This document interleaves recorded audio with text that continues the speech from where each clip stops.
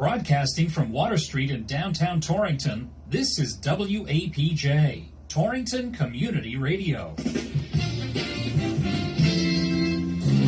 It's a minute after 9 in northwestern Connecticut. Good evening, this is Steve J. Thanks for joining me for another hour of music power here on Rock and Roll Saturday Night.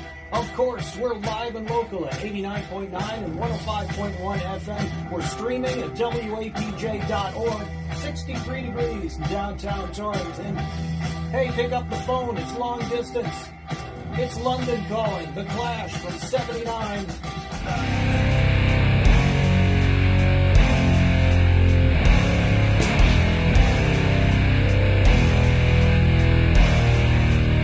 Another episode of the Claws Corner of the Zoom edition. Today's guest is a regional and national voiceover artist and disc jockey. His smooth, soulful voice has been rocking the airwaves for over 40 years. He has been a mentor to many up-and-coming DJs who are looking to perfect their craft.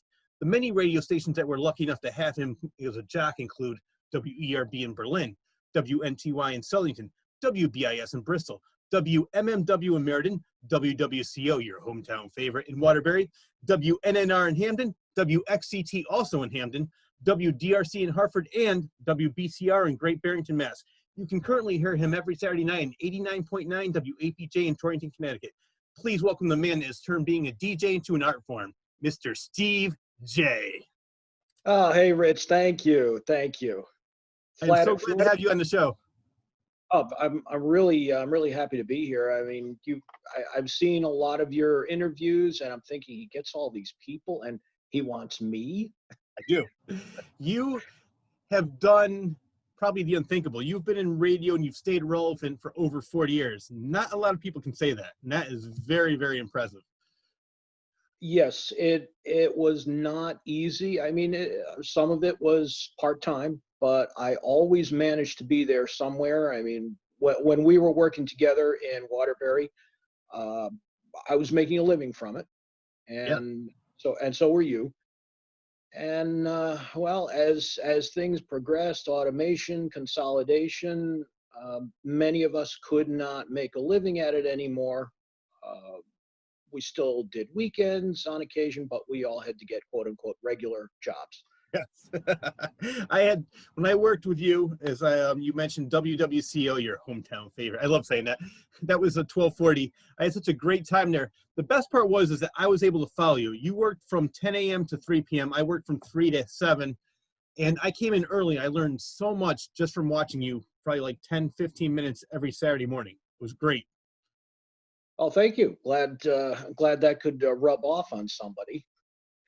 And that's kind of part of what I'm doing now at WAPJ. I am involved in their orientation, and I do run something called the Jock Doc service, where if you would like to improve on the air, I can help you with that. Tell me more about that. What is that? The Jock Doc, that was something that I took back in the early 80s. It was run by Jay Trachman in Fresno, California. And he would have you make a tape of yourself and send it to him every week.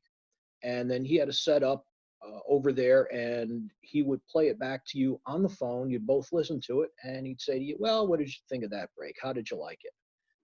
And he would help you improve yourself. It wasn't just him giving suggestions. He would say, you know, how do you like it? You know, is it good? What do you think? Could you have done something different? It's what in the industry we call the torture chamber, because you're forced to listen to yourself back. And it's some have been critical about it, and they say, well, you know, it can be psychologically damaging. But now you've done stand-up comedy, I think. Yes, I have. Isn't there a technique called working the mirror? Yes, there is. Right. Okay, then that is what you do. You look at yourself on a full-length mirror, and you see how you look in front of the audience.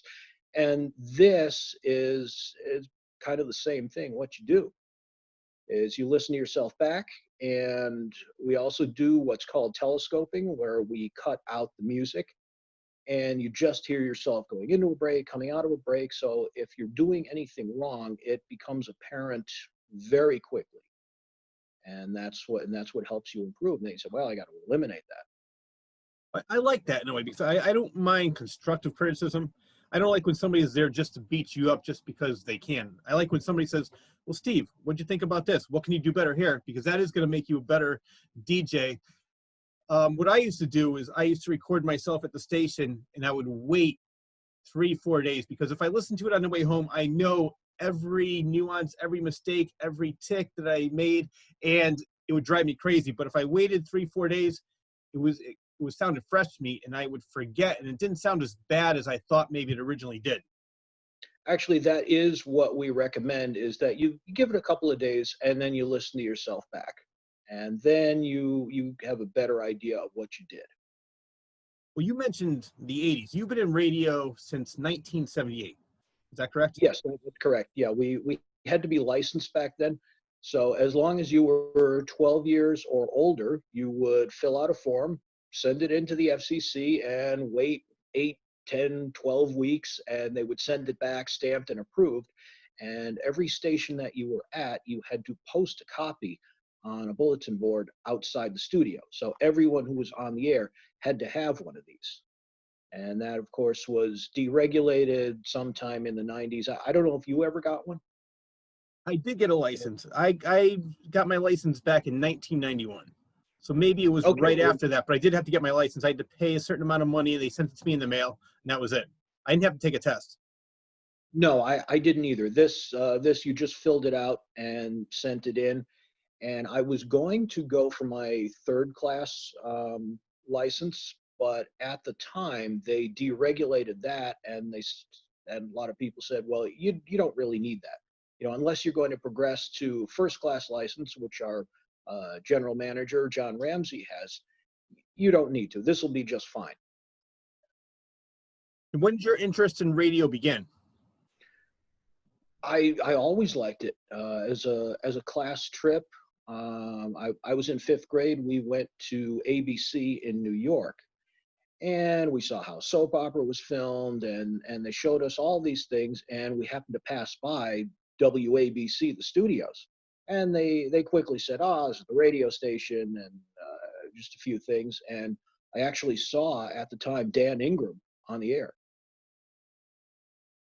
You have a chance to go in the studio and talk to him after his show was over? No, this was a whole class, so we all trooped by, and we could see in the studio, and that was it. It was just very quick, but I asked, well, where can you find it on the dial? And I had a small transistor radio, and sure enough, when I got home, I could hear it. Yeah, I remember I was in bands for a while. It was after I graduated high school, and I love music.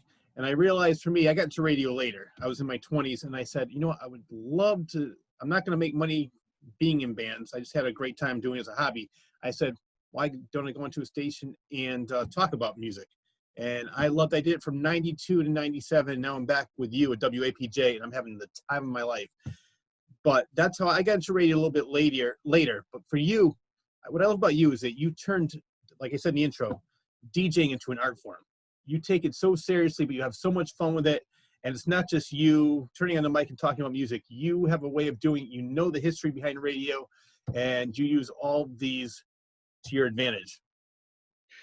Yes, I'm saying I'm like a walking Joel Whitburns, which I don't know if I can't remember if WWCO had this large book in the studio, but many of the stations I'd been at had a Joel Whitburns, and this was all the singles 1955 to the present. And I would go through that a lot, and you'd find all these little things that this person from this group used to be here, or this person went out on their own, and you're just able to toss that out. And the idea was to be fast, to be quick on the air. You didn't want to go too long. You wanted to keep things moving. And you've probably seen the video clip that I sent you from that documentary. Yes. Tell me more about that. Yeah, that explained the Boss Radio format, in that everything was shortened. Personality was done over the run up of the song, or the intro as they called it. And the idea was to get a maximum amount of records in per hour, and without the announcers going on and on about the music, which is good too. I mean, there are certain shows where you do want to find out, and that's great. But if you're doing something like what I'm doing, which is more a background on a Saturday night, is not something where you're glued to the radio to listen to every word. But I'm just a background. A lot of people say, "Oh, I'm having a party. I'm having people over," and I turn it on because I like the music, and he says some fun stuff in between the songs. But it's not where we're really talking about the music, where it's almost an educational type program, like some of the jazz shows, classical music show, something like that. Well, I went to Connecticut School of Broadcasting, and then I became an intern at WHCN, which is the River. And I worked with a DJ that was been in the business for years. His name was The Lich. They called him the legendary little guy. And his motto was less is more. And I think that you go by that, and it's true. I know when I first started, I wanted to talk. That's why I love doing a talk show now, because I really do love to talk. But on radio, like you said, people just want to be at a party, turn on the music, hear some good songs. They don't really care for them. I mean, there are people that do care about the history of this and that, and there's a time and a place for it. But for the most part, I just love turning on the radio and listening to music. A lot of times when the DJ starts going on and on, I'll flip it to another station. So I do love your mentality in radio. I think maybe that's one of the reasons why you stayed so relevant, because there's a lot of people that want to be the star. Let your show be the showcase, and you just be the one that anchors it. And that's how you are. Well, there's two schools of thought. Some people feel that the longer they can talk about something, well, the better they must be. Yeah. And what we learned from people like Dan Ingram, it's been said that he could do more in 20 seconds, say more in 20 seconds than other people could in 2 minutes. And that's how he was. He was quick, he was funny, and we like to keep it. What I learned was one thought per break. Don't throw too many things at the listener, which is why things are broken up. People say, "Well, you talk between every single song." Yes, there's a reason for it. We're not bombarding you. We're not doing an informational block where we're going to get through all of our must carries in 5-6 minutes. You're going to have people tune out. Yeah. So it's just one thought per break, and people don't even know they're listening to a promo or a public service announcement or something like of that nature. You're great at making it conversational. It's not like you turn on the mic and you're talking. It sounds like you're speaking to a friend. I've listened to you for years, and when you're on the radio, you're just having a conversation. That's what makes you so great, because one of the things they taught me at Connecticut School of Broadcasting was act like when you're on the radio that you're speaking to one of your friends on the phone. And when I listen to you on the radio, that's what I hear. Like you're speaking to them. Exactly. It's imagine you're a personal listener. Whether it's a family member, a close friend, you're having a conversation with them. It's being quick. You're playing music. You're having a good time. And so that they were correct in teaching that. Yes. There's been a lot of big names in Connecticut. I want to go over some of them, because I know that I don't know if you ever worked with any of these people, but they might have been before your time, but you obviously know about them. But Bob Crane is definitely one of them. He worked at WBIS just like you did. He worked at WICC. He was on Hogan's Heroes later, but he was the original Howard Stern. He came and he did a lot of impersonations. He did a lot of voice work. He did sound effects, which Howard Stern did later when he went to WCCC for the first time. I know that he was probably before your time. Did you ever have a chance to meet him? Because I know he grew up in Waterbury and lived in Bristol. No, I never got to meet him. He was at, I believe, KFWB in Los Angeles. There were quite a few people there, game show hosts that did time on the radio, to pick up a couple of dollars, and everybody was working. It's just how it was. Yeah. Another person, which my grandfather was his board tech, was Bob Steele. Right. And yes. He was at WTIC. Not too many people can say this. He worked at the same station for over 66 years. That's right. I think he may hold the record for being at the same station. Not a lot of people can do that. And he was very popular for most of those years too. His show was usually number one. Oh, it was. No one had ratings like he did, where he would get fully half the radios that were turned on were tuned into him. What year did he retire? I don't remember, but I Okay. know he gradually took himself off the air, and I can't understand that because I used to be on 6 days a week, and it really became a grind. You know, much as I loved it, it did become a grind, and now that I'm on the air once a week, I look forward to it. Well, you know what? For me, I think when I first started, I was trying to make a career out of it, and I put so much pressure on myself. I really wasn't enjoying it. Now, I'm just doing it for fun at WAPJ, which is a great community radio station. I highly recommend people listen to it. They can catch it online if they don't live in the area. But I just go there, have a half-hour interview show, and I love it. There's no like, oh my God, I need to pay my bills with this. I'm just going in there having a great time. So I think I'm having so much more fun now doing this than I did back in the 90s when I first started radio. Now for you, when you first started radio, who was one of the big DJs that, I know you mentioned Ingram. Was there one DJ that really influenced you that you tried to emulate? I didn't try to imitate any single one. There's things you can take from everybody. Yeah. I think one that I really enjoyed, and you can find his videos online, Jack Armstrong. Okay. He was just hysterical. He was at a lot of stations. He was at WPOP around 1969, 1970 briefly. And that was in between, I think that was in between Wixie in Cleveland, and then he went to WKBW in Buffalo. Both of them were big, influential stations, and he just had a stopover in Hartford. I think probably the first DJ that really made impact on me, and I first remember, was Wolfman Jack. Oh, In the, everybody. A lot of people wanted to be like him, but no one can be like him. We saw him in American Graffiti, where he really played himself.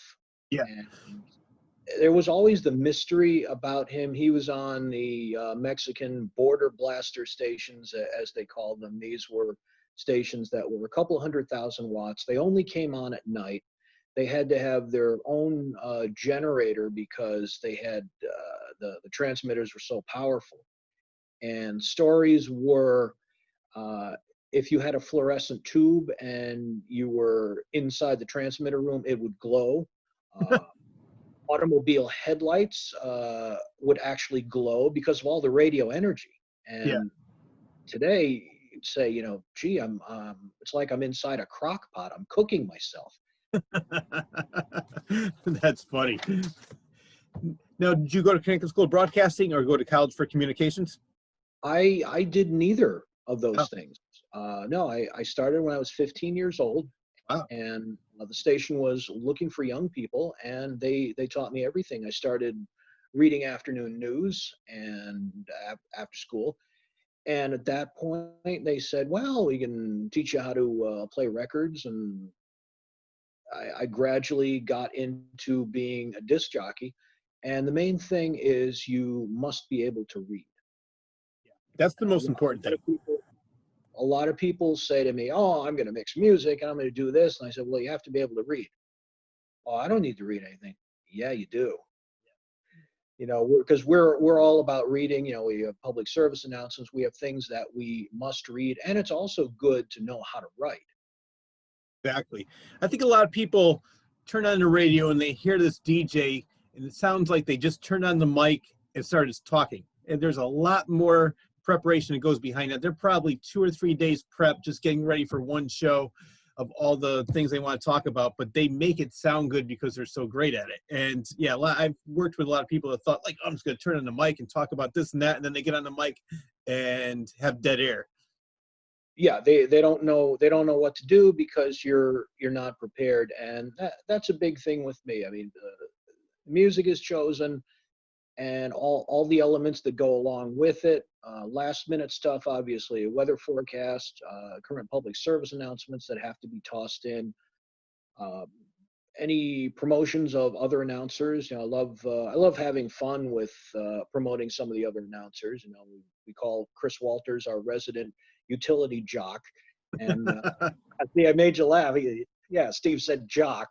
No, it's actually a very honorable term.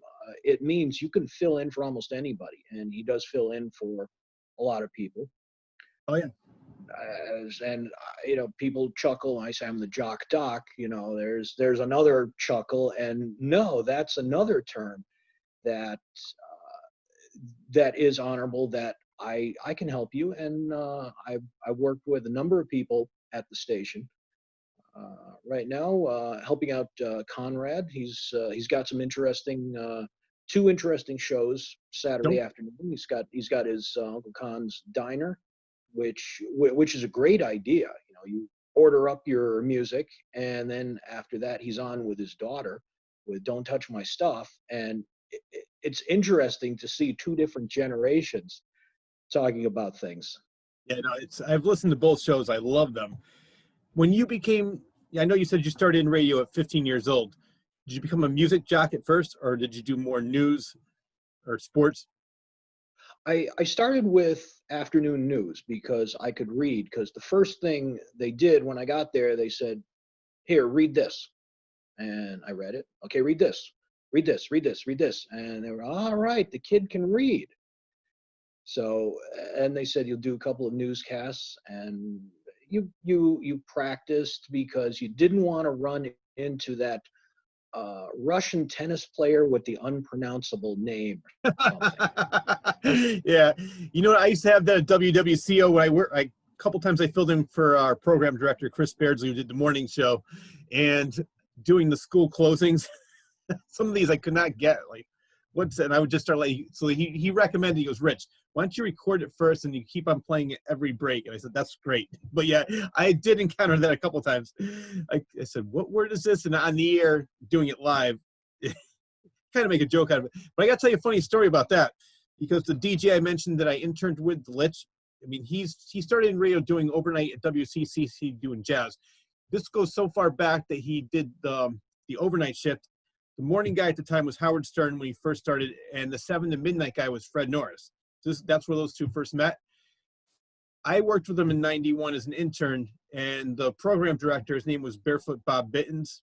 I don't know if you ever worked with him. He told Litch that, he goes, if you want, which I want to get into this afterwards because it's a great segue.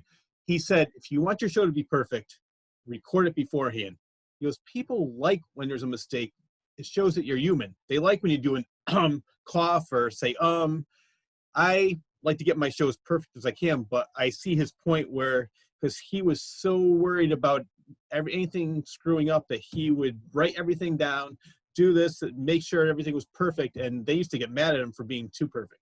But that being said, I want to get into how radio is now, because from what I hear, they record 2 to 3 shows a day in the FM side, and they really don't even have a lot of live jocks anymore. That's correct. It's called voice tracking, and that has been around for a number of years. That goes back to even the old days of automation, mechanical type automation. And gosh, I remember 1983 at the National Association of Broadcasters meeting, I saw one of the first PC-controlled automation units where tapes are spinning, cartridges are playing, and it's controlled by a PC. And the person was saying, well, you can walk away from this for days, and you can lock your place up for the weekend and do all this. So yes, they are doing voice tracking, and on occasion I get sent audio from people for me to critique, and I'll say to them, you voice tracked this, didn't you? And they're like, how did you guess? I said, because it is too perfect. I said, the computer makes allowances, it slides your voice around, so everything works out with the music. I noticed that, and also when I'm listening to the radio, I can tell that it's voice tracked when they're very generic. I don't hear them talking about the weather or something that happened maybe a couple hours earlier. Everything is so generic. I said, they recorded this earlier, or they recorded this last night. So, and it's not the same. I like the live jocks. You call up the station, like, yeah, can you play this song for me? It was more personal. It's funny because I got into radio in 91. At the time, they told me, they're like, Rich, you got into radio way too late. It's not fun anymore like it used to be in the 60s and 70s. Too bad you weren't here now, because back then syndication started with Infinity Broadcasting buying all these stations, and they were just airing their jocks, like Imus and Howard Stern were two big ones in the early 90s. So let's go back to the 70s, 78 and the 80s when you first started. What was radio like then compared to now, which I know there's a lot of changes, and we can probably spend 3 hours on the changes, but how much more fun was it back then? It was a lot of fun. They played music on AM as we were doing at WWCO, but it really worked until WTIC. They changed format from, I think it was classical to top 40, and they were the first in the area to do a top 40 AM format on FM, and they called themselves 96 Ticks, and it was a very heavily consulted format. They had jingles for everything, a very tight playlist, which I didn't like, because in about 3 hours you could hear everything they were going to play for the week, because they played the top 40 songs, and that was pretty much it. Yeah. They did have one person emerge from that station. He is now in New York at CBS FM, Bill Lee. Okay. He was there doing nights, and he was hysterical. We'd go to school, and did you hear what he said on the radio last night? And he was at TIC FM for a couple of years, I think, then went on to Denver, Los Angeles for a while, and then wound up in New York. And he was at one of the, I guess, dance music stations, and then he realized, I'm getting a little too old for the format. So he set his sights on CBS FM, and I think he's doing afternoons there now. He's been doing that for a while. As I was told, and I think it's correct, I'm correct when I say this, and you can correct me if I'm wrong, radio is probably the one career, it's not a bad thing to be fired. No, oftentimes it's not your fault. I mean, all of these stations I was let go from, it wasn't my fault. There was bankruptcy, there was sale, format change, automation. You just look at it, it's not my fault. But you can usually get picked up, or at the time, probably a little lot harder now, but you get picked up by another station. Like if you had a big name, some other station like, oh, you got laid off or something happened here, format changed, and you get hired somewhere else. For you worked at a lot of stations in Connecticut. Were you ever courted outside of Connecticut? Well, actually, you worked in Great Barrington, Mass. So besides Connecticut and Massachusetts, did you ever decide you wanted to go to New York or one of the bigger markets like LA? No, I kind of like the small market, and that was something I realized I was good at. When I did get to New Haven, that was a sizable top 100 market at the time, and the people who owned that came from New York, and the New York ideas just didn't work over there. That was the problem. And I knew about small market radio, and they said, we're going to do this, we're going to do this, we're going to do this. And I said, I don't know. And they said, it's small time stuff. We're going to show them how they do radio in the big city. Well, it didn't quite work. I did wind up being right on a lot of things. Were you ever a program director? Yes, I was. Let's see, Berlin, Southington, and just WNTY. Yes, yeah. I worked. I want to go. Sorry, I didn't mean to interrupt you. I want to go back to that because I actually worked at that station with George Stevens as well. What year did you work there? I was there from 84 to 88. Okay. I worked from 92 to 97, so a little bit later. And of course, I did make it just in time. They became syndicated as well. So I did have a show, but it was only once a week, similar to WWCO.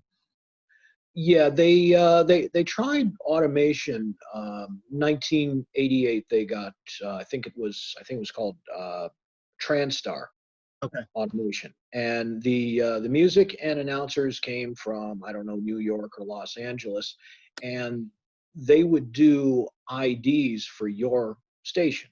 Mhm. And the selling point was your station will still sound like your station. Good. But here's what you had to do. You had to change the tapes when the announcers changed. Otherwise, the ID would be from a different person because they would come in right after your ID and do their stuff. And yeah, it was like you said before, it was very generic. They couldn't give the actual time. They could say it's 10 minutes after the hour. What hour? Obviously, they couldn't do local weather. And I just saw a number of shortcomings with that. And I think one of the funniest moments was a sponsor we had, a jewelry store. They said, I really like that afternoon guy, and I'd like him to do a remote from my store.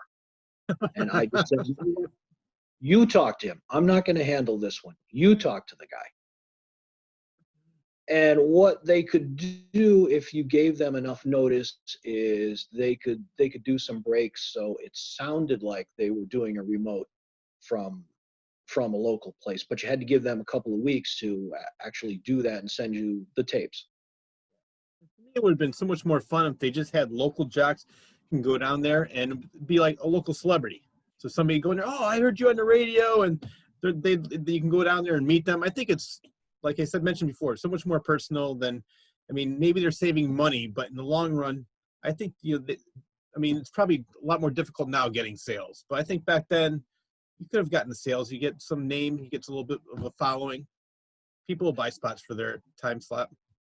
Well, the idea of this was they were going to save their way to profitability.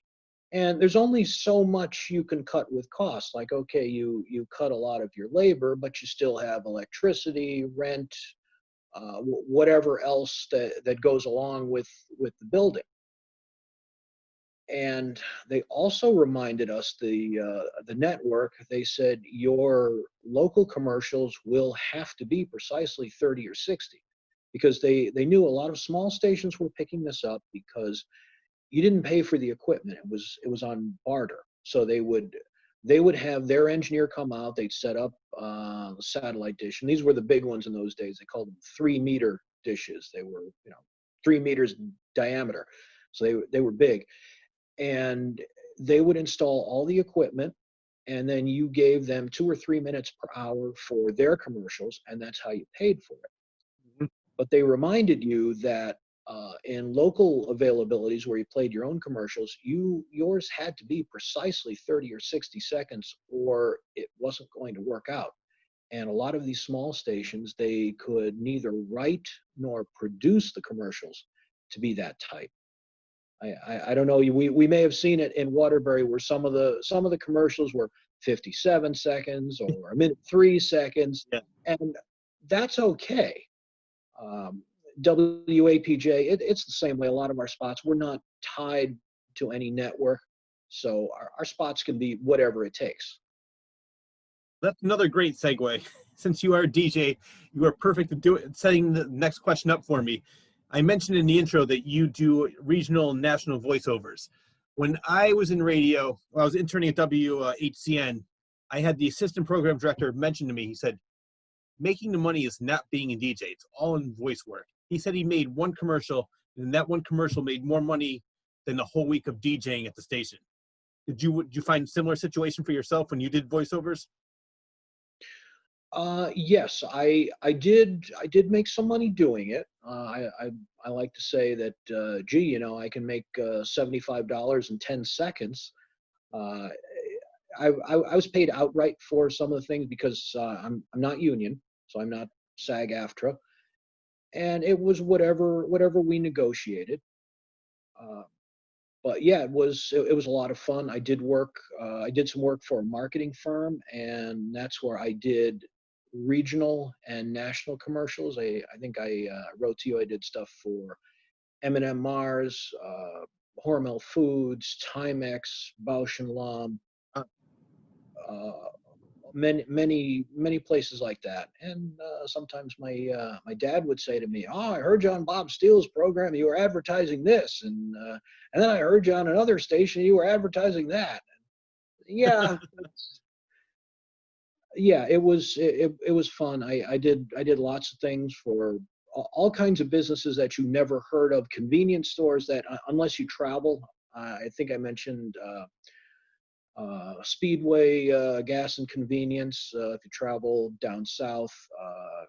Sheets gas and convenience. I did stuff for them. There was also one instance early in my career. I don't know if anyone remembers Faye's drugstores, but they had an in-store radio similar to what the supermarkets had. And someone who was doing that, who was doing a lot of commercials for it, and this ran in I think they had 300 stores at one point.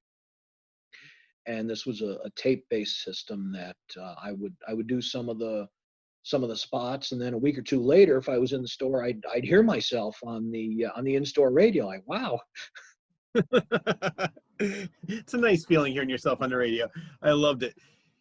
You worked with, or I think you did a spot with John Ratzenberger, aka Cliff Clavin from Cheers. Is that correct? Yes. This was at the marketing firm. He is a native of Bridgeport, so the marketing firm was doing a promotion for the city of Bridgeport, and he was going to do the radio spots, and there were also TV commercials that were slated as well. I think we shot 5 of them. 3 of them actually aired, and I just happened to be an extra for about a second and a half in one of them. I said to my boss, I said, "Did they need anybody like an extra on the commercial?" So he asked the director, and the director said, "Oh yeah." He says, "You guys go sit at that picnic table."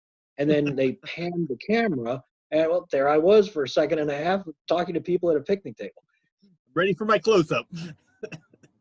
And yeah, he was a lot of fun. Yeah, that was something. Some people remember the motorhome incident. We had to get him the largest motorhome. I don't know what the classification was. That was part of his deal, and I had to go to the RV place. We worked it out with this RV place in Tuckahoe, New York. And they said, "Well, Steve, you like cars, so you're going to drive the RV." And I said, "Don't I need a special license for this?" They go, "Nope." So my boss and I go there, and he drops me off, and he says, "Okay, I'll see you later this afternoon." So they took me through all the systems on this RV, drove to it was on a dead-end street, drove to the end of the street and said, "There you go." And It's so as easy as that. I had to drive this back from Tuckahoe, New York to New Haven. And when I got there, my boss says to me, "I've never seen you so frazzled before," because here I was gripping the steering wheel of this monstrosity, and they told me, "Well, remember, you can't take it on the parkways because of the low bridges, and it has a clearance of 12 feet 6 inches, so if they warn you about a bridge that's lower than that, you got to go around it." So I got it there without incident, and he used that kind of as his dressing room. You know, we took him around to the various locations in Bridgeport during the week, and so one day I come in the morning, and there's a voicemail on my phone, and my boss says, "Steve, John got himself in a little trouble with the RV. He parked it at this small family pharmacy, and the owner got the phone number of the RV place, called them, they called us.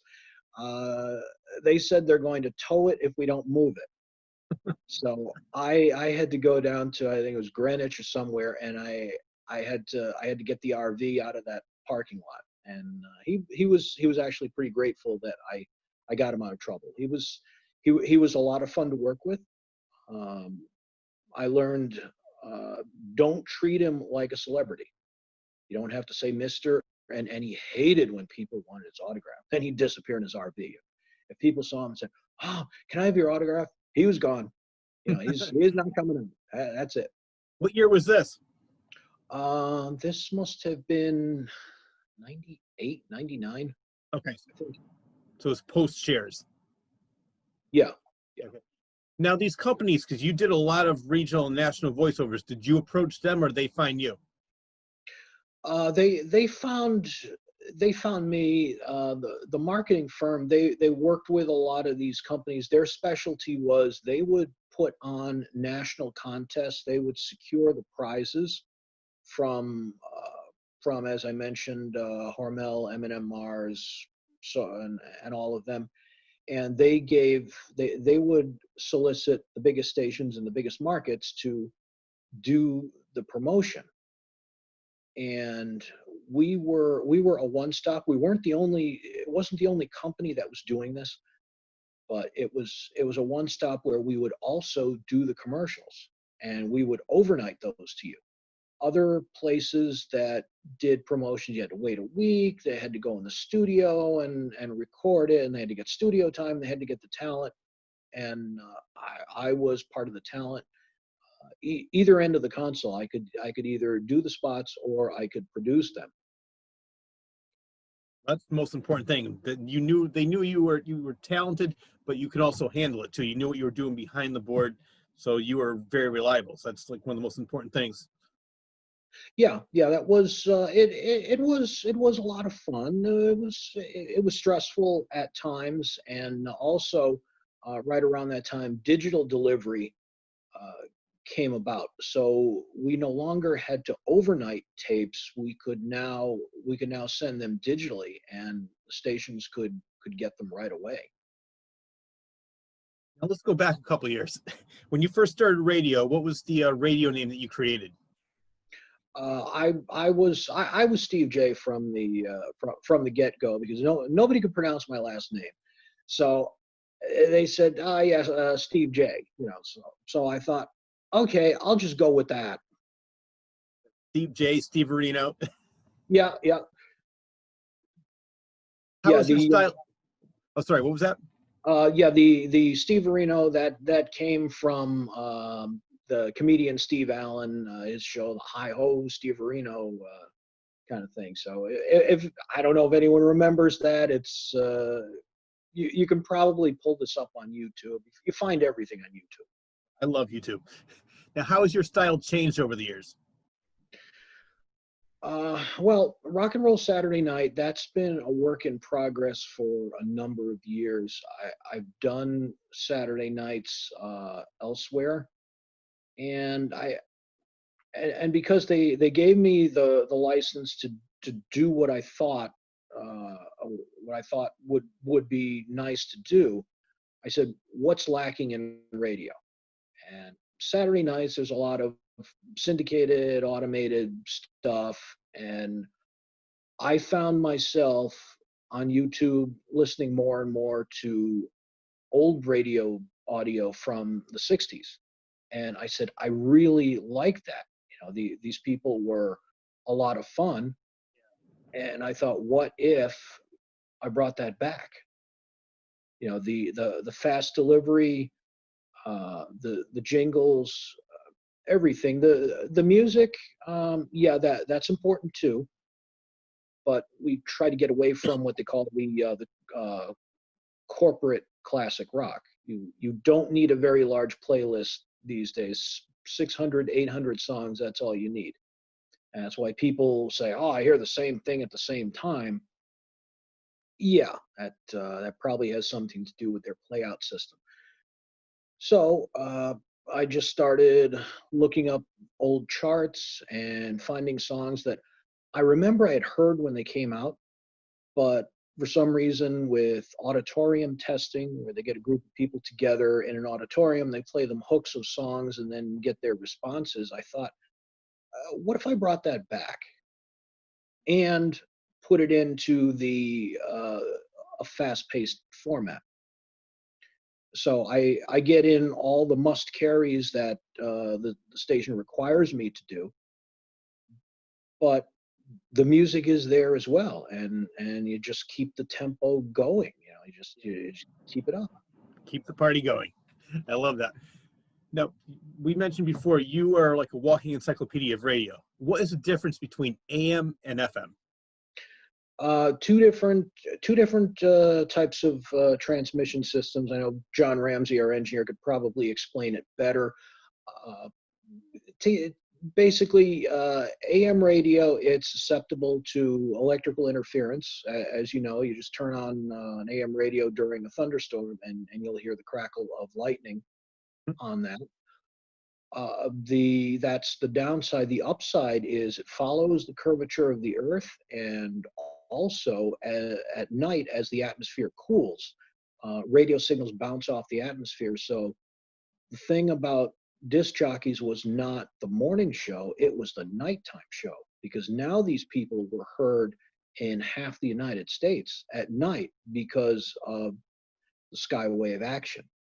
FM is limited to line of sight, and yes, you have superior sound quality. The receivers were more expensive, even as recently as the 70s.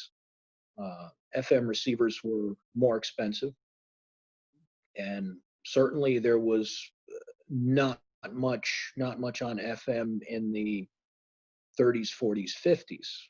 Yeah. Wasn't until the 60s where Beautiful Music format came out, and then you had in the late 60s Tom Donahue in California started coming out with the album rock format, where it was basically play anything off the album, not necessarily the hits. And so you had these disc jockeys doing that and talking about the music, and that spread over the United States very quickly. And as you worked at one of the album rock stations when they still did that. WCCC I worked at, and I entered to WHCN.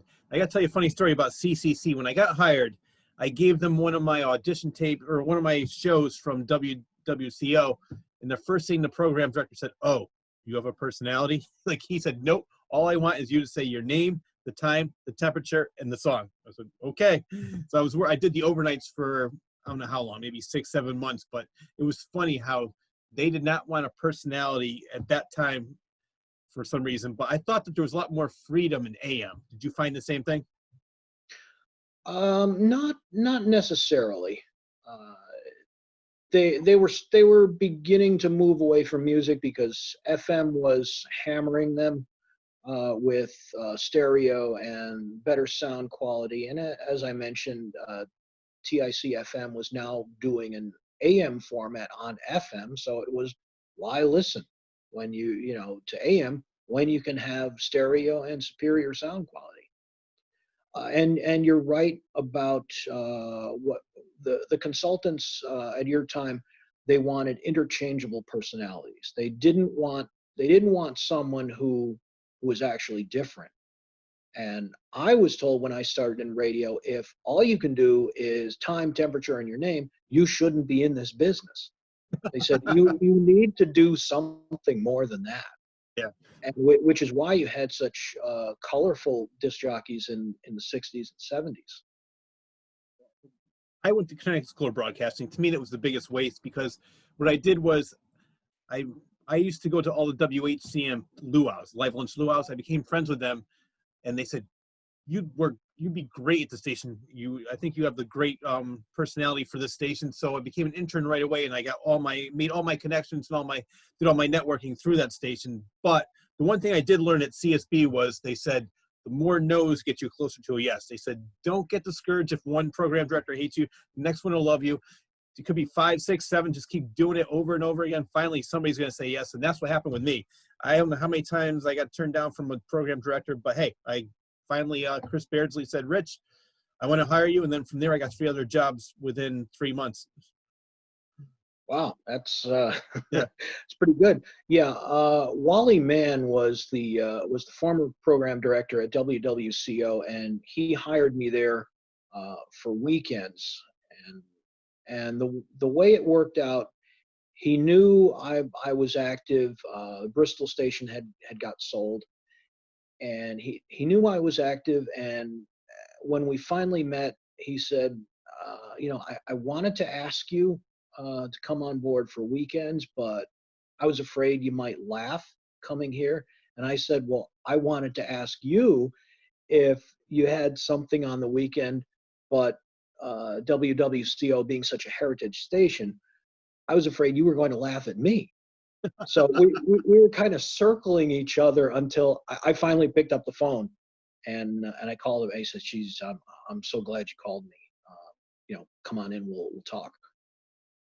I think it's funny because I started off as a fill-in, and Chris Beardsley, who succeeded Wally Mann as the program director, he hired me full-time because every morning I would call. Anybody calling sick? Anybody calling sick? Anybody calling? He goes, Rich, I was actually afraid not to hire you. I thought you'd be waiting outside for me. And he had a meeting, a staff meeting. He goes, you could learn a lot from this guy because his determination and persistence is what got him this full-time job, because I would not, every morning I would call. Do you need a fill-in? Do you need a fill-in? And that was another thing that I learned from radio is just be persistent. Don't take no for an answer. And, it's not going to work all the time, but just like you and Wally Mann, it'll work out sometimes. Yeah, that's true. I started part-time at some of the stations on holiday weekends because people wanted the day off. Like Memorial Day is a big day for me. I started at a number of stations because I'd put my name in and they said, so and so wants Memorial Day off. Let's call this new guy and let's get him in here and trained, and we'll get him on the air. And from there, I got my foot in the door at various places. I also learned never, ever burn any bridges because radio is a very small world. And I'll give you an example. At WHCN, Picozzi was the program director. He hired Barefoot Bob as a disc jockey. Barefoot Bob became the program director, and now Picozzi was working for him. And they always said, Rich, no matter which station you go to, always stay on good terms because you never know the guy that you're working with right now is going to be your boss. And I've seen that happen a lot of times in radio. What about yourself? Yes, you'll take turns bossing each other around, so to speak. I've worked with people several times over. Sportscasters, we always needed somebody for play-by-play sports, and I had a couple of people I could just pick up the phone and call, and because it was me, they'd say, "Yeah, I'll do it." And as we've seen now at WAPJ, we are working with people that we worked with previously. Sal Barberi, he was at CO when we were there. I wasn't sure, but I found a 1995 telephone list and his name was on it. And I thought, is that the same one? That's sure funny. enough, it was. And then of course then I saw you walk through the door for the orientation. I'm like, I know that guy.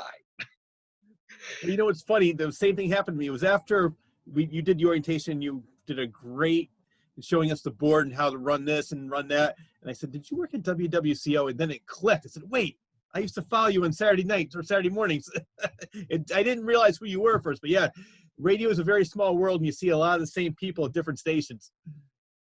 Yes. I've always been on good terms with people, and nobody blamed me for anything happening, like a sale or format change. And I tried to let people know beforehand.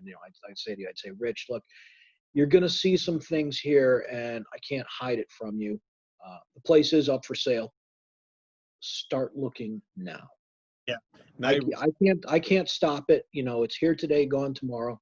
Let's start looking now. So you never said to people on a Friday afternoon, okay, Rich, here's your last check. Thanks a lot. And you'd be yelling at me, did you know this?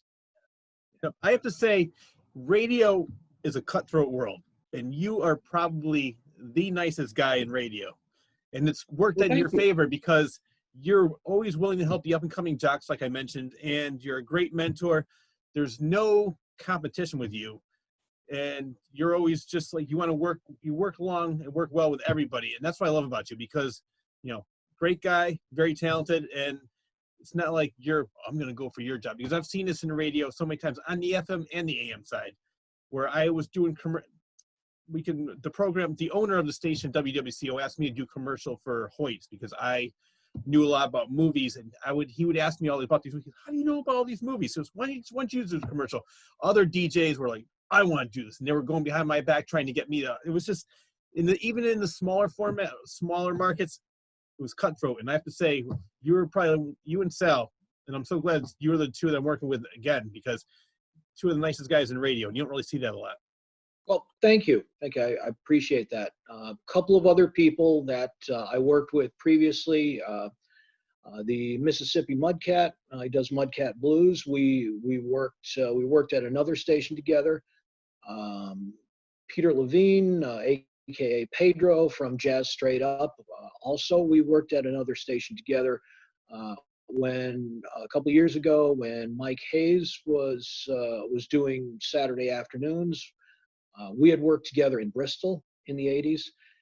So all these people you see again and again, and what is happening now with radio, this is the last frontier for us. I mean, commercial radio is, if people have been following the news, is almost finished.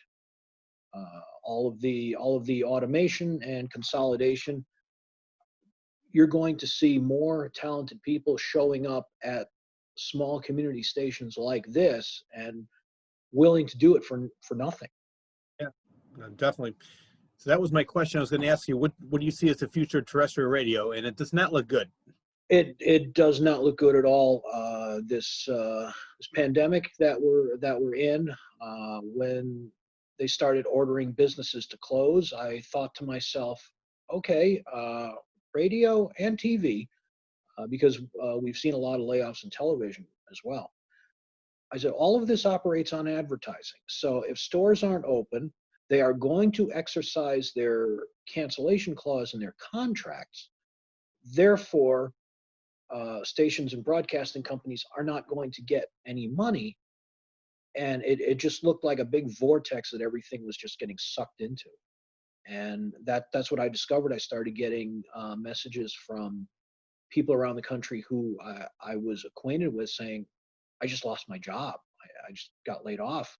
Or others said, well, it's furlough. And I said, don't you believe it? One person that I saw that was laid off, and you can correct me if I'm wrong, was the Wigmaster at PLR. And that guy's been with the station for years and years. Is that true? That's correct. You could not start your weekend without listening to his wig out. I love that. And it's what I've said, and I may come under fire for some of the things that I've said during this interview, but good does not seem to matter anymore. They want computer operators. They'll pull anyone from the hallway into the studio to do something. Good and talent just does not seem to matter anymore. Oh, yeah, no, I mean, Mike Lapatino and the Wigmaster, those were my two favorite jocks on WPLR. I loved listening to them in the afternoon, and Wigmaster on Fridays afternoons.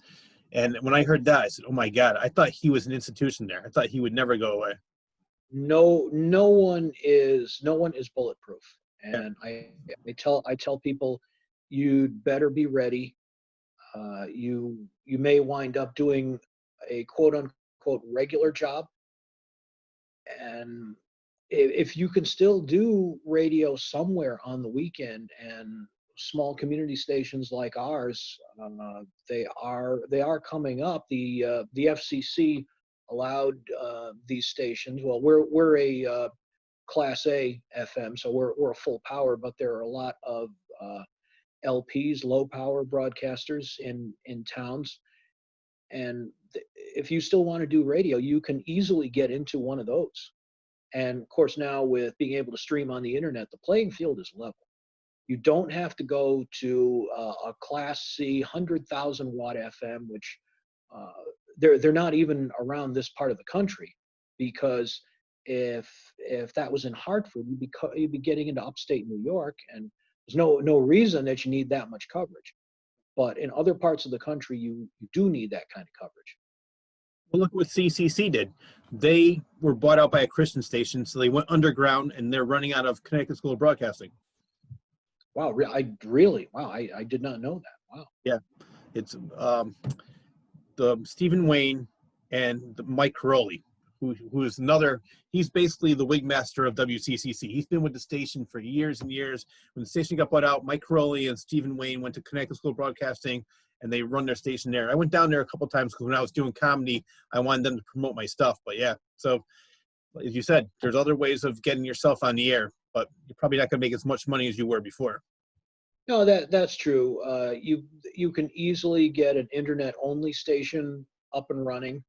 Yeah.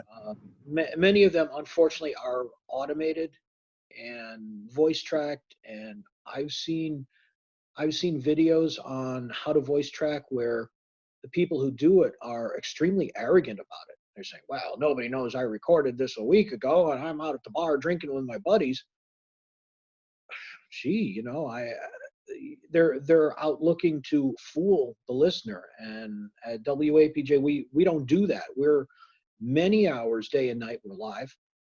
We do use automation overnights, and it's no secret. We don't hide that fact. You can drive by the studio and you'll see, it's a storefront studio, and you can see that studio's dark, so they must be on automation. Otherwise, it's neat. People on the sidewalk, they walk by, they wave, they point to their cell phones, they're listening. Yeah. What I love about that station the most is that WAPJ encourages the jock to be themselves.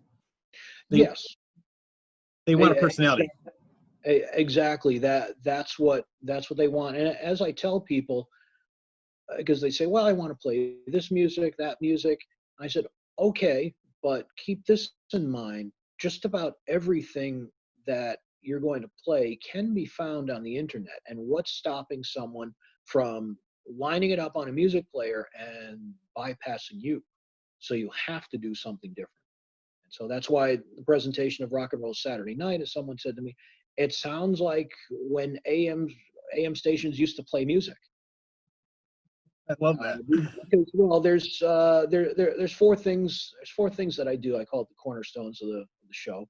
It's music, which is self-explanatory. Personality, Quick, which is me. Promotion. We talk about community stuff. We do the public service announcements. Talk about other announcers that are on. And the third thing, jingle imagery.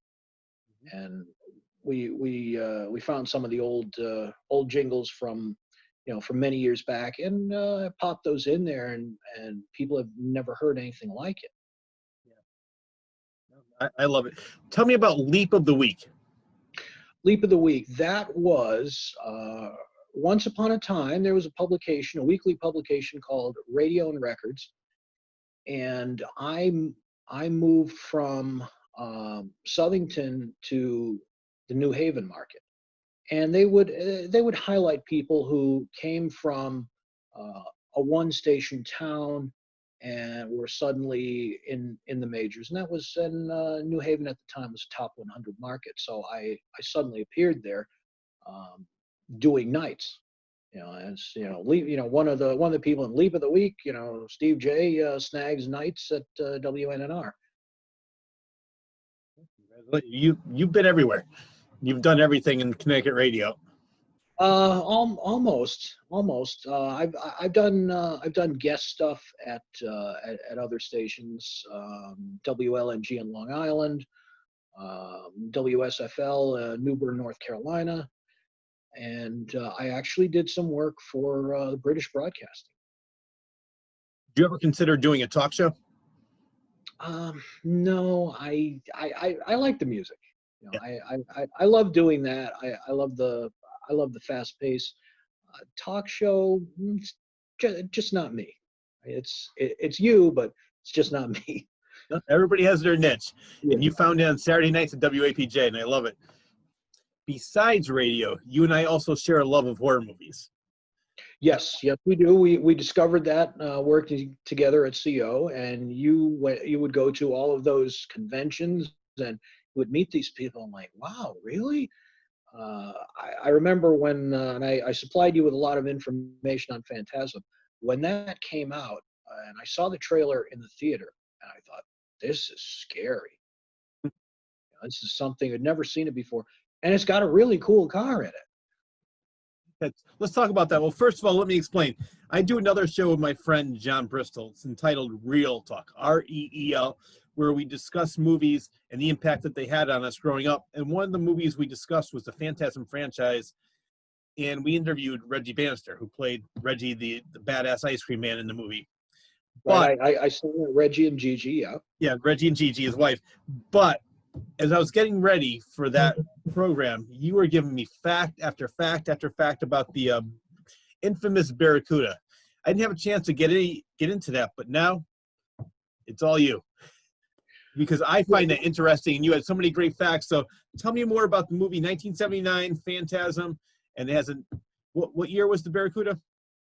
I don't know if it was a 70 or 71. I can't. Probably in my notes to you there, but yeah, Don Coscarelli, he loved that kind of car, and he wanted it to be the good guy's car in that movie.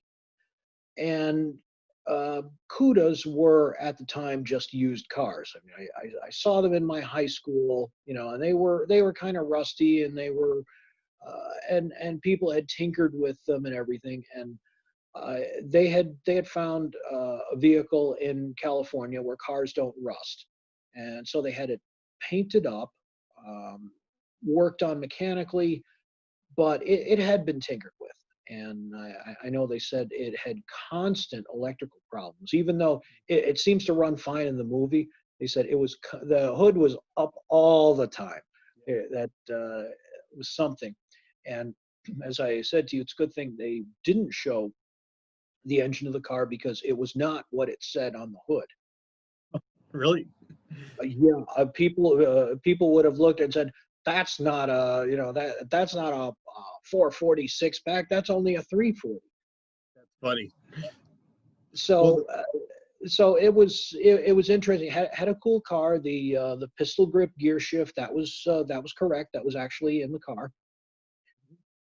And they used subsequent cars in later movies. I know they used a convertible in one of the movies, and towards the end, Cudas now became extremely collectible cars, and Yes. they realized there was no way they were going to get one, so they found some regular Barracudas, painted them up to be Cudas, and of course they were in such bad shape they were used for the crash scenes.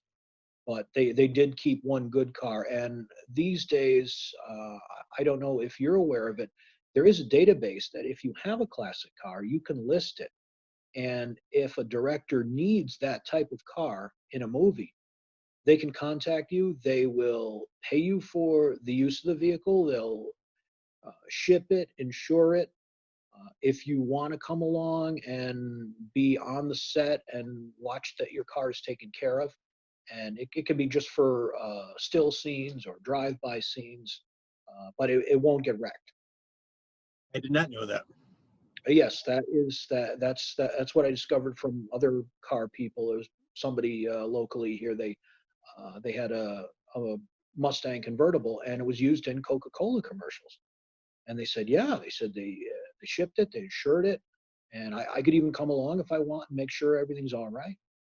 Now, as I mentioned on my other show, Phantasm was the only horror movie that scared me. I grew up watching all the horror movies: Evil Dead, Phantasm, all the other ones. Friday the 13th, Freddy. As I got a little bit older, but I love the horror movies of the 70s and 80s. What about yourself? What's your favorite?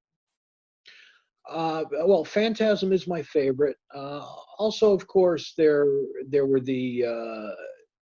there were the drive-in horror movies from the 60s. Yes. Of course, you had a lot of the Hammer films.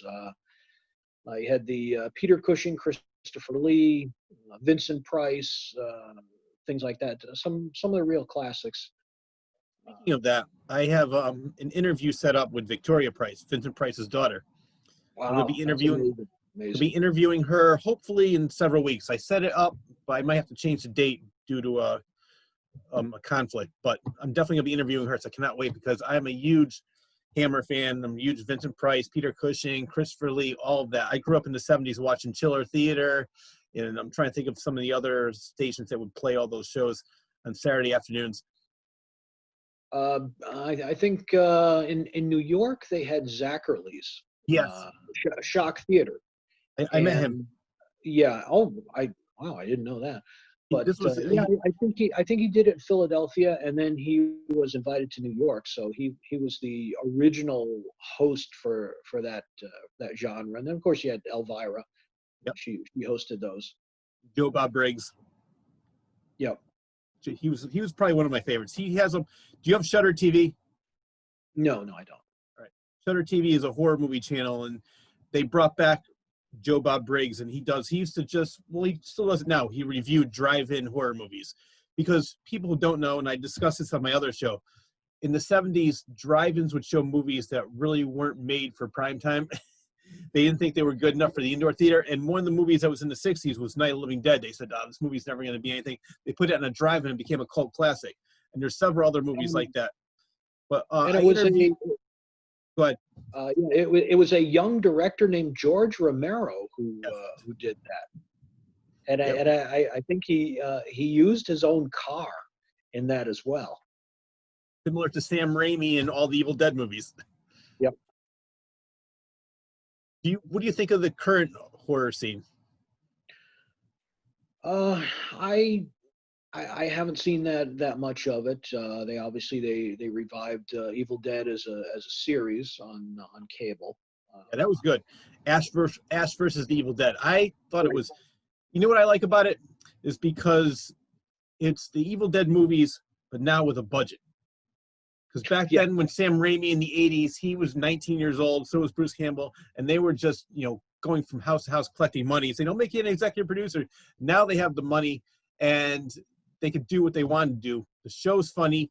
Ash, the character, is way more developed than it was back in 1981 when the original came out. So I love the series. I'm sad to see that it was only lasted 3 seasons. Yeah, I can't say why, but yeah, I did see some of those. I don't have cable, but I did manage to see some of them. Yeah. I actually bought I think it was on Showtime. I bought Showtime for a couple of years until the series ended, and I got rid of it just so I could see it. What I don't like about the current horror scene is basically all they're doing is remakes and reboots, and there's really nothing original anymore. Yeah, I can agree with you on that. And again, I don't know why. I mean, are there no more good ideas? That's what it is. Well, I think it's also laziness, because I've read interviews where they said, I don't really care if the movie's good. I just want name recognition, get people into the theater for a good weekend or two, and then make our money and get it the hell out of here. They don't even, I mean, not every studio is like this, but I've heard in interviews, that's what they're basically going for. They just want name recognition. Yeah, I've heard the same thing. Now, sometimes you can go to the bargain bin of DVDs, and they will bundle all of these drive-in movies that I've never heard of. You can get 25 of them on 2 DVDs for $5. I have a bunch of them. I love those drive. Oh yeah, I love them. I grew up watching movies like Grizzly, Day of the Animal. I'm trying to think of other ones I've seen to drive-in, but Bug was another one. It's just there were so many, to me, great movies that at the time people thought were just garbage. Now they're considered cult classics. Yeah, that's true. Also for me, a little bit of sci-fi. You can find it on YouTube. I see they've got the Space 1999, which I remember from years ago. Martin Landau, Barbara Bain. Also, I remember seeing it in the listings. Blake 7, which was a British series, ran from 78 to 81. Again, a space opera like Space 1999, but I'd say well acted. Except for the fight scenes, British never seemed to. They looked a little bit too fake, but still, and the special effects, yeah, they were kind of cheesy, but still, it's fun to watch. Exactly, that's what I love. I love sometimes the cheesier the better, and I want to get into this because that was another great segue. Because I like some of the lower budget movies. One series is Trauma, the other one is Full Moon Features, and I know that you like some of the Full Moon Features. Charles Band created his own company. Tell me about that. Yes, I remember going to the video store, and I saw some of these movies, and I saw Full Moon and some of the early ones. I rented those, and I thought these are really good. And he did those on a budget. He just ground them out. They would do 1, 2, 3, and 4 using the same sets, and they would just come in with maybe some additional actors and do the same thing. And he just turned them out like crazy. And when I was in Southington, we did write to Full Moon Entertainment, and we said if they ever needed a radio station for one of their movies, they could come in and use this overnight. Did they ever take you up on that offer? They did write back, and they said, well, we'll take it under consideration. Thank you, because I saw one of their movies. It had a radio station, and it wasn't that good. And we said, you could have a real radio station. The real DJ, if you need an actor. I think my favorite series in the Full Moon Entertainment world would be Puppet Master. I love those series. Yes, I saw them when they first came out on, and all of that stuff was direct to video, wasn't it? Yeah. Yeah. I saw that, and I said, this looks interesting, and I rented it. And of course they had the specials at the end of the tape, where you could find out about how they did it, and clothing and all those accessories you could order. And I just loved it, and I loved going to the video store and looking for the next Full Moon release. Yeah, I used to be there all the time. There's Hollywood Video was better because they had more of the obscure movies. Blockbuster was more family oriented, so I would go to Hollywood Video and just rent go right directly to the horror section, get a lot of the Full Moon Entertainment movies. And actually, I like the Troma movie as well. I'm not sure if you're a fan of that, Lloyd Kaufman. I'm not that familiar with it. It's very similar. But you made a great point about Full Moon Entertainment, where you said they would just churn out movie after movie. The pandemic started, I want to say, March 14th. March 16th, they had a movie called Coronavirus Zombies. It was 2 days later, they had a movie already. Wow.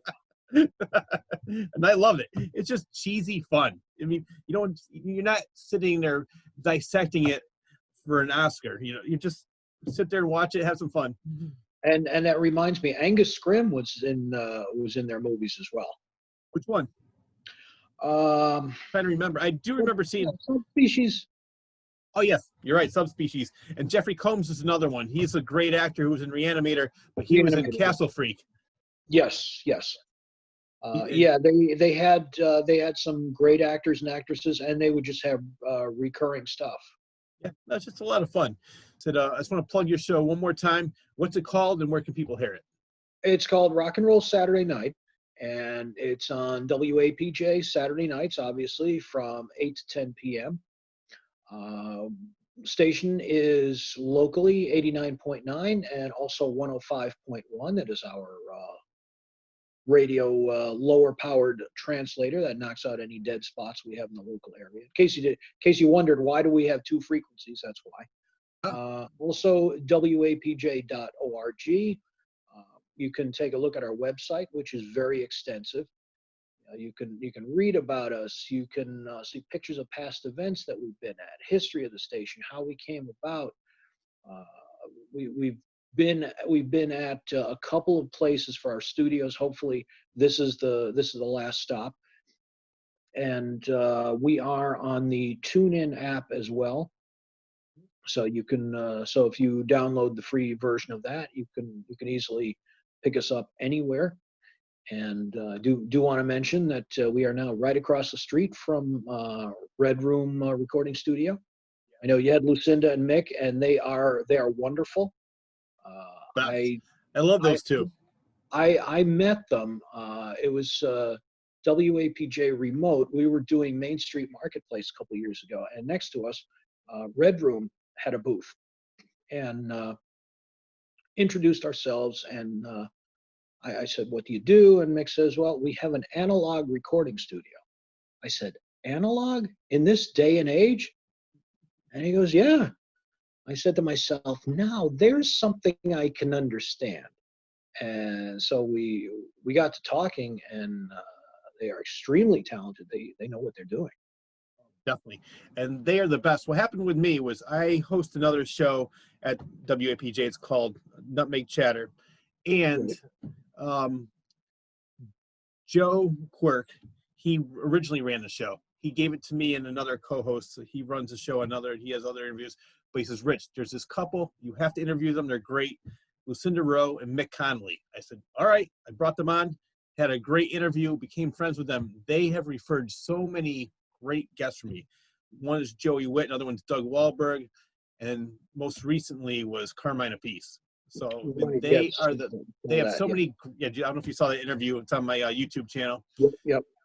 But they are the best. Very talented, very nice, very generous, and I love having them right across the street.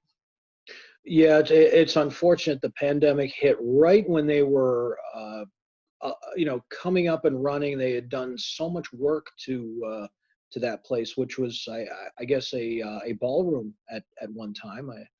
I saw the interview with them, and I was very surprised that that building is custom made for what they're doing. No, I didn't know that either. Because it was the ballroom, as you said, but it's soundproof. I've been in there. I was there maybe 2 days before the pandemic hit, celebrating Lucinda's birthday. I mean, they have the green room. They have the full concert hall where they can hold concerts, the recording studio. It's a great place, and it couldn't happen to two nicer people. No, you're absolutely right, and I wish them the best with it, and it's great to have them as neighbors. I also wish the best to you, Steve, because you have been doing this for over 40 years. You're better than ever. You run a great show every Saturday night in WAPJ. I hope everybody checks it out. And please come back anytime. Oh, thank you, Rich. Well, that wraps up another episode of The Claw's Corner, the Zoom edition. A very special thanks to the man behind the mic, Mr. Steve J., for gracing the airways of The Claw's Corner. Like I said, you're welcome back anytime. And I would also like to thank you for tuning in. Enjoy your day.